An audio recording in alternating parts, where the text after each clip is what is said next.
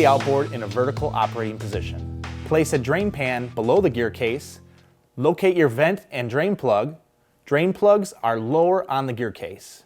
They are either on the front of the gear case or behind the propeller at the bottom of the bearing carrier. Vent plugs are on the upper part of the gear case, on the side, or the upper section of the bearing carrier.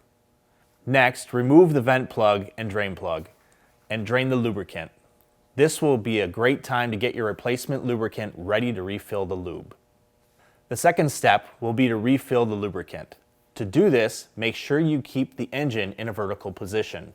Place the lubricant tube or pump into the fill hole and add lubricant until it appears at the vent hole. Stop adding lubricant. Install the vent plug and sealing washer before removing the lubricant tube. Remove the lubricant tube or pump and install a clean filled drain plug and sealing washer.